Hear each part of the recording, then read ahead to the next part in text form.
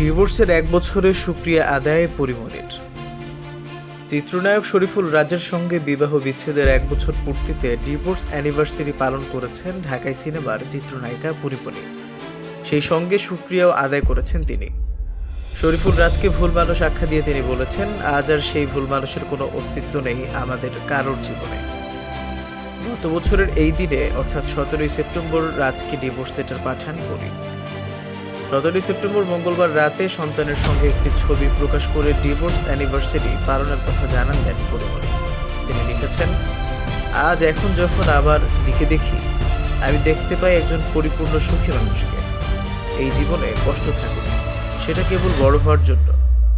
আমি সেই কষ্টটা আনন্দ নিয়ে করতে চাই, কিন্তু অন্যের ছেড়ে যাওয়ার কষ্টও পেতে দেব না আর নিজেকে। এই তো কেমন হাসতে খেলতে ওদের নিয়ে জীবন উদযাপন করছে। আমার মানিকজোড় একদিন আমি সত্যি ওই আকাশ ছবি। আজ থেকে প্রায় ১ বছর আগে আমার জীবনের সেই ভুল মানুষকে ছেড়ে দিয়েছে। এক বুক হাহাকার, হতাশা আর বুকের মধ্যে জাগ্রত ধরেছিল আমার ছোট বাচ্চা ছেলে। কিন্তু দেখো, আজ আমরা একটু একটু করে নিজেদের মতন ভালো থাকতে শিখে গেছি। আজ আর সেই ভুল মানুষের কোনো অস্তিত্ব নেই আমাদের কারোর জীবনে, না সেটা আমার বা আমার ছেলের। শুকরিয়া, আমরা ভালো আছি। হ্যাপি ডিভোর্স অ্যানিভার্সারি পরি।